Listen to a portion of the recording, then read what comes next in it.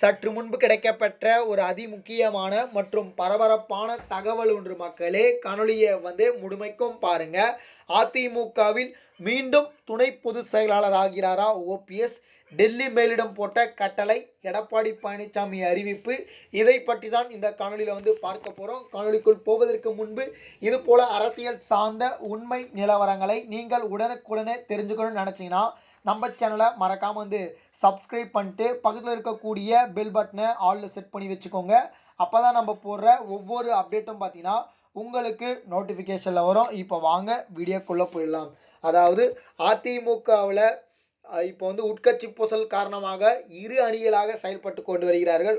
அதாவது பார்த்தீங்கன்னா எடப்பாடி தலைமையில் ஒரு அணியுமாக, நம்ம ஓபிஎஸ் தலைமையில் ஒரு அணியுமாக இருக்கிறது. ஓபிஎஸ் உடன் டிடிவி தினகரன் ஆதரவாக இருக்கிறார்.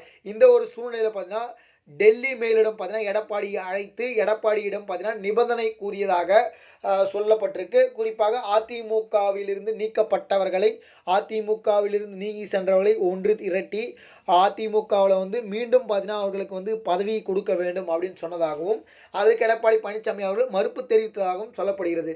அதாவது அதிமுகவிலிருந்து நீக்கப்பட்ட ஓபிஎஸ் அவர்களுக்கு மீண்டும் துணை பொதுச் செயலாளர் பதவியை கொடுத்து அதிமுகவில் மீண்டும் அவரை இணைத்து கொள்ள வேண்டும் அப்படின்னு சொல்லிட்டு டெல்லி மேலிடம் எடப்பாடியிடம் சொன்னதாகவும், அதற்கு எடப்பாடி பழனிசாமி மறுப்பு தெரிவித்ததாகவும் சொல்லப்படுகிறது.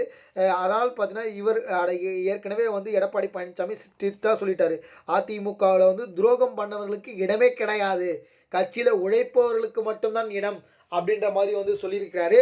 அதனால் பார்த்தீங்கன்னா நீங்கள் கூட்டணி எங்களுடன் வைக்கலனாலும் பரவாயில்ல, ஆனால் பார்த்தீங்கன்னா நாங்கள் எக்காரணத்து கொண்டும் பார்த்தீங்கன்னா நீக்கப்பட்டவர்களை கட்சியில் சேர்த்துக்க மாட்டோம் அப்படின்னு சொல்லிட்டு உறுதியாக இருக்கிறாரு. அதனால் பார்த்தீங்கன்னா பொதுச் செயலாளர் எடப்பாடி பழனிசாமி தான், துணை பொதுச் செயலாளர் ஆர்பி உதயகுமார் தான். சரியா? அதில் எந்த ஒரு மாற்றும் கருத்தும் கிடையாது. ஒருவேளை ஏதாவது தேர்தல் யுத்திக்காக மீண்டும் ஓபிஎஸ்ஐ நம்ம எடப்பாடி பழனிசாமி அவர்கள் கட்சியில் சேர்த்துக்கினா எப்படி இருக்கும் அப்படின்றத மறக்காமல் கமெண்ட் செக்ஷனில் கமெண்ட் பண்ணுங்கள்.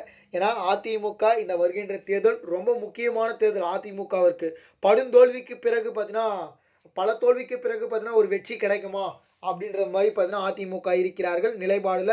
அதனால் பார்த்தீங்கன்னா இந்த தேர்தல் மிக முக்கியமான தேர்தலாக எடப்பாடி பழனிசாமிக்கும் அதிமுகவிற்கும் அதிமுக தொண்டர்களுக்கும் பார்த்தீங்கன்னா இருப்பதற்கான வாய்ப்புகள் இருக்குது. அதனால் பார்த்தீங்கன்னா என்ன நடக்குது அப்படின்னு சொல்லிட்டு நம்ம பொறுத்திருந்து பார்ப்போம். இதுபோல் சுவாரஸ்யமான அரசியல் உண்மை நிலவரங்களை நீங்கள் உடனுக்குடனே தெரிஞ்சுக்கணும்னு நினச்சிங்கன்னா நம்ம சேனலை மறக்காமல் சப்ஸ்கிரைப் பண்ணிட்டு பக்கத்தில் இருக்கக்கூடிய பெல் பட்டனை ஆலில் செட் பண்ணி வச்சுக்கோங்க. அப்போ தான் நம்ம போடுற ஒவ்வொரு அப்டேட்டும் பார்த்தீங்கன்னா உங்களுக்கு நோட்டிஃபிகேஷனில் வரும். நன்றி மக்களே. அடுத்தடுத்த வீடியோவில் சந்திக்கிறேன். அதுவரை உங்களுடன் விடை பெற்றுக் கொள்கிறேன். நன்றி, வணக்கம்.